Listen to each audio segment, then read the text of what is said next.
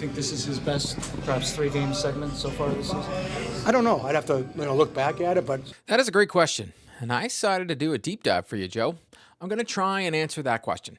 Is Jeremy Swayman back and playing up to the contract he demanded? So buckle up, Bruins fans. I'm here to give you the latest info on your beloved Boston Bruins. If you've been liking my Bruins content, please leave me a like and subscribe. If you've already done so, thank you, and let's get into it.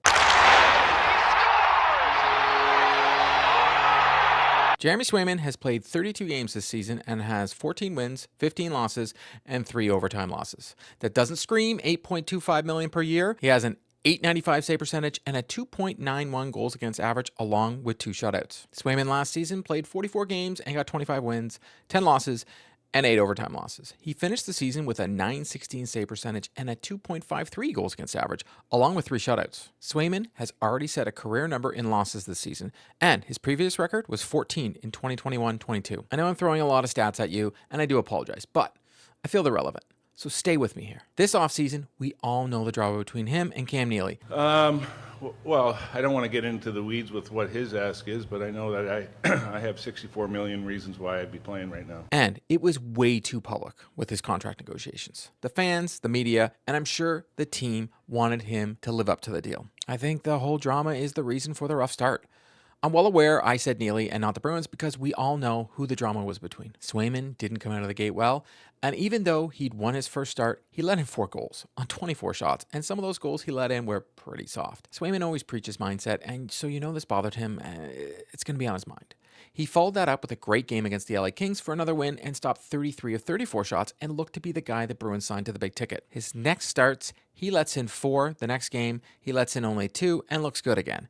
The issue you can notice early on, though, is he wasn't consistent. He was getting the net like he wanted, but he couldn't string together back-to-back decent starts. I will say the Bruins defense at the start of the season was very inconsistent themselves. Heck, they've been inconsistent all season. One game they look like the defense we thought they would be, and the next they look lost and they're running around like chickens with their heads cut off. When this happened, though, you do need your goalie to come through, and Swayman wasn't up to the task. There was a 3-game stretch in October when Swayman let in 13 goals, and it was brutal. I feel this is when a lot of the fan base turned on him. He had far more fans in his corner when he was asking for that raise that 100% left his side during this stretch. I'm truly not going to ever tell people how to fan. So, if you're frustrated at the way the player is playing or you want to use their salary against them, have at it. I wish I was getting paid the kind of money Swayman is getting.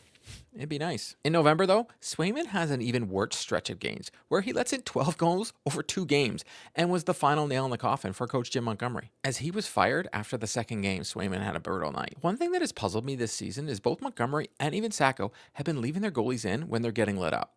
I'm truly surprised by it, but they must have a different way of looking at things, or they think it won't make a difference and are conceding the loss for the game. We've seen teams get a spark from a goalie change, but regardless of who's the coach or who's in net, the Bruins, there's no change. Korpisalo has been let up too this season, and at one point was playing better than Swayman, but has come back down to his career numbers again. Korpisalo in his last 5 games has an .867 save percentage and a 3.57 goals against average, and has been playing the who's who of the bottom teams in the NHL only. I do feel the Bruins haven't played him enough, or even rewarded him earlier in the season when he would have a great game.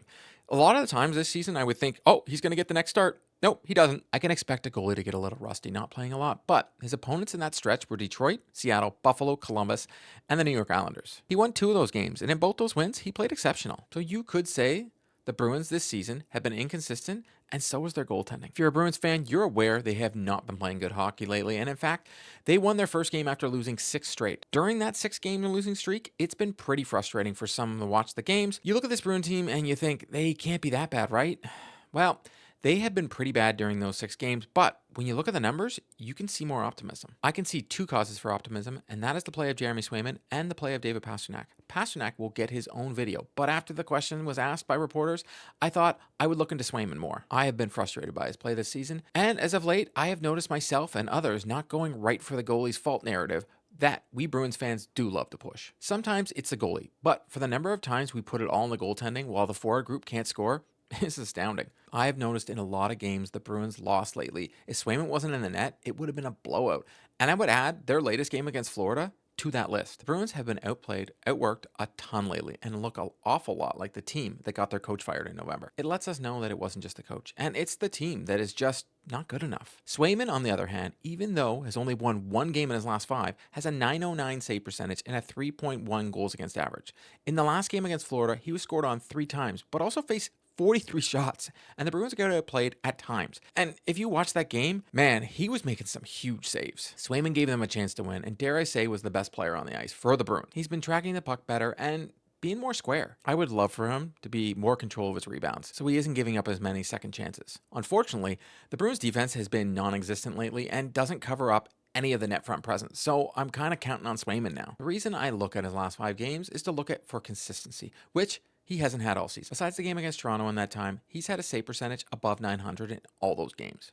We all remember the Toronto game when the Bruins decided to not show up at all. This does show that lately he might be turning his season around. I'm not saying his playoff Swayman or that he's earning his current salary, but he's playing better and keeping his team in games. He's been giving his team a chance to win each game that he starts and making some big saves while doing it. The Bruins have been outshot 179 to 133 over those 5 games, which shouldn't come as a surprise since they played teams like Edmonton, Toronto, Florida, and Tampa. I'm not mentioning the Islanders because they're not a good team and they never should have lost to them.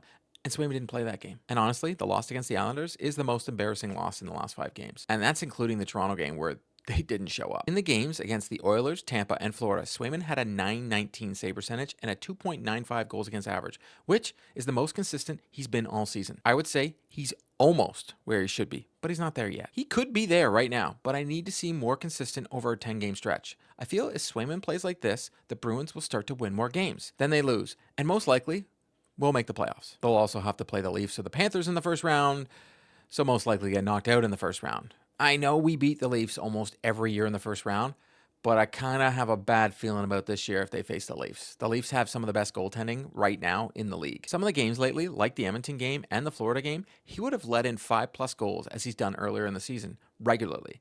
His overall numbers are going to get better, but he had way too many stinkers earlier on in the year that will bring his numbers down. He's played a lot better for the first time and deserves to win a lot more games than he's lost. Now that I've given you the numbers and my thoughts, I want to hear from you in the comments what you think of his play as of late. That's a wrap on today's video. To stay up to date on all the news surrounding the Boston Bruins, please subscribe and drop me a like. If news breaks surrounding the Boston Bruins, be sure to check out the channel. If you've already subscribed to the channel, thank you, and I'll see you next time.